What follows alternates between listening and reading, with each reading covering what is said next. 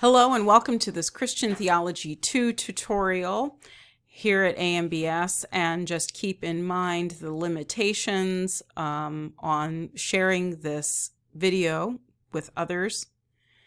And let's turn now to the topic at hand, which is posting in Moodle. So one of the things I want to share with you is sort of the pedagogical logic of posting in Moodle here in Christian Theology 2 by outlining the goals and purpose of posts. And I'm doing this both for transparency's sake, but also because there is there's a variety when it comes to our teaching and teaching styles here at AMBS in our online courses. And I want you to know what my expectations are in contrast to some of my colleagues whose online courses you may have taken in the past. There are 3 reasons why you are posting weekly in this course. First, weekly posts are one way that I take attendance. In an asynchronous format, you don't show up to class by putting your body in a seat or joining a Zoom circle. So posting is one way that you demonstrate that you're showing up to class. A second reason I have you post is that, again, in the synchronous format, if we were all seated around a series of tables or we were all logging into Zoom together, I would use a practice from the Circle Way called the check-in, where we would go around to each person in the group, inviting you to let us know what's on your mind, tell us how you're coming to class, or sharing your thoughts about theology and culture as a way of warming up to our time together. So posting in Moodle in the asynchronous context is akin to checking in the synchronous context. A third reason I have you post weekly in Moodle is because these forum spaces are kind of, think of them as laboratories or places where you get to experiment and use your creativity to develop your theological voice. You each have something to say, and I want to know what it is. I can also describe the goals and purpose of posting in Moodle in CT2 by saying what the purpose is not. And in this case, the purpose of these posts is not to have lively discussion. If that happens, I consider that a bonus. So I'm not saying that you can't respond to one another's posts. I want you to know that the format we're using, which is a single simple discussion, emphasizes hearing from each person rather than developing discussion threads and topics in a variety of threads, discussion threads within a larger forum for the purpose of generating conversation, right? So again, you're welcome to reply if you feel moved to reply, but know that you are not being evaluated or assessed or graded on how many times you post or how many posts you reply to. So let's talk a little bit now about style and format. At my house, we have read and enjoyed a book by Robert Munch called We Share Everything. And in it, there is a kindergarten teacher whose refrain or mantra is, in kindergarten, we share everything. But on the particular days that the story plays out, one of the things that the teacher and her students discover is that there are actually limits to what gets shared in kindergarten. So the reality is, while the teacher may say, we share everything, the practical truth is, no, we don't. And graduate school is, in that sense, a lot like kindergarten. In graduate school, we don't share everything. What does this mean for posting in Moodle? Well, I want to walk you through this. One thing I want to be clear to affirm is that process is important. At AMBS, we value reflective practice, which involves asking questions, listening, self-awareness, critical thinking, and courage. The importance of process carries into your work of posting in Moodle. And here's what I mean. Each week, you start the rhythm of the week by receiving input. That input comes in the form of readings that you're doing, podcasts you're listening to, video lectures you're watching, emails that you are reading, forum messages that you're taking in. All of that input needs a little bit of time to be worked with. So the next movement in this kind of process circle is that of pondering. As you ponder, you're starting to, the next kind of move that you start to make in this action reflection cycle is to begin testing and sifting. So you receive input, you know that there's a post that you need to prepare in Moodle, and so you're thinking through, what is it that I might want to say? What is it that I might want to offer? What is it that I need to say? What is it that I'm wondering about? In this process of pondering and then letting then you begin to test things out and you begin to sift through things. What's rising to the surface as something that's more pressing to say or share, and what's sinking to the bottom, or what is something that you're thinking about, but you realize that you can actually set it aside because it isn't as important as something else. After testing and sifting, it's time to let what that thing is that you might want to say rest and rise. And after the resting and rising, that's when you're ready to share. Then the process begins with the next week or the next locus. Now, if I use maybe a bread baking analogy here, receiving the inputs is like gathering together the ingredients to make bread. When you stir them together, the ingredients together, that's like the pondering. Kneading the dough is testing and sifting. And then letting the dough rise is the resting and rising process. Shaping the dough and putting it in the oven to bake, and then bringing it out of the oven is akin to sharing. So, well, let me just keep going. I don't want to overburden the analogy. Process is important, but so is concision. Well, and so is concision. The reason why I'm emphasizing giving yourself time to work with the inputs you've received and sorting through what it is you have to say is because another expectation that I have for these posts is that I'm generally looking for one paragraph worth of writing. I don't want 2 paragraphs. I don't want 3 paragraphs. I don't want 5 paragraphs. That is, a post in CT2 is not an essay or a mini essay. There's wisdom available when 2 or more gather, but only if we share the space, especially online. If each of you is writing a mini essay of 3 to 4 to 5 paragraphs, and then you multiply that by the number of people in the class from 10 to 15 to 20, all of a sudden, we have created a massive amount of content. And it's hard to work through all of that content in a timely way.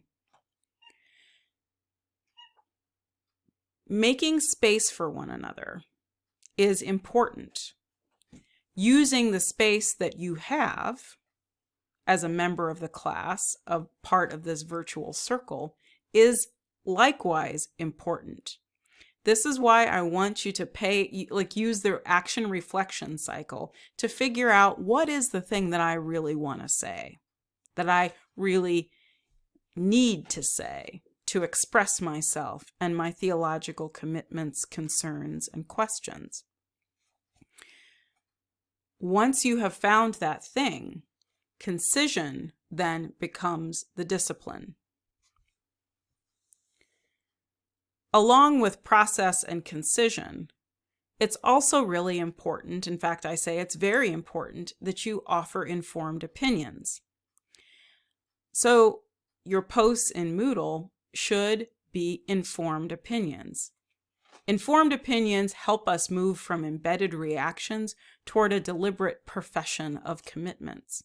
In other words, the post that you're developing for Moodle is somewhere between a sermon you would preach and an immediate reaction you would give to someone saying, "What do you think about pneumatology?" So that's another way of saying what's important in your post is not that you've got everything figured out that you believe about Mariology. What's important is that your post demonstrates that you have done some processing. You're looking for, paying attention to the things that matter and the things that you want to contribute to the wisdom of the group.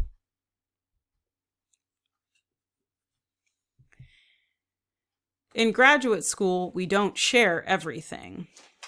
We take time to process our impressions, our immediate reactions, our thoughts. We work in a disciplined way to say what needs to be said in a way that also allows us to share the space so that we can receive the wisdom that others have to offer. The process is important and concision is important because what we're doing is, as a group, working on that movement from embedded to deliberative. So in CT2, you're practicing sharing your current ideas, beliefs, questions, and so forth in focused, digestible ways. Here's another analogy for you. When you go to a potluck, you bring one dish because you know others are bringing food to share too. So think about your Moodle posts as one thing that's being contributed to a larger collection of things. In this case, I'm using the analogy of food. And know that when you go through the line of the potluck, you're not going to be taking, you aren't going to be eating the entire casserole of one thing. And there might be some bits and pieces that you don't even try, right? The analogy breaks down, but the emphasis here, or the point here, is digestibility, right? And being mindful of the portion size that you are bringing. Because again, when you go to a potluck, you bring one dish. You don't make 5 lasagna, but one batch of one thing. You don't bring 5 dishes of lasagna, right? So again, think maybe to adjust my analogy here, or my metaphor, think about the one dish that you are bringing to the potluck as your paragraph. So what does this mean in practical terms? Well, for the pneumatology forum prompt, I'm asking you to say it with a bumper sticker. If you had to pack your pneumatology into the space of a bumper sticker, what would it look like? Think dimensions, shape, color, font size, etc. So once you've got your inputs, you've been pondering, and now it's the time to start testing and sifting. What might you put on this bumper sticker? What might it look like? So your task is fourfold. First, I want you to design the sticker. 2, I want you to take a screenshot of your sticker. 3, I want you to draft a paragraph-long post explaining how your sticker expresses your pneumatology. Note, I don't want you to explain your design. I want you to express your pneumatology. And then fourth, I want you to post both things to the forum in Moodle. Let me give you an example of what a post might look like. And I'm using in this example a bumper sticker that one of my students actually designed. It says, "Be animated by the Spirit," and there are there's a kind of a flame and water that are sort of moving together. So then here's a paragraph that I cooked up to express the pneumatology that's connected to this sticker. This exercise is bringing to my attention two things: how underdeveloped my pneumatology is, and how much I am drawn to earthy images as I become more deliberate about my spirit talk. To use Costello's language, I am more inspired by pneumatology from below because, as I consider my own experience, I feel animated and enlivened, which I consider to be evidence of God's Spirit, in everyday things that inspire awe and wonder.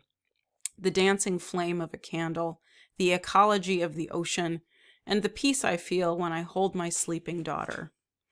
Yes, these are the places where I feel marked by the Spirit in all its her primordial power.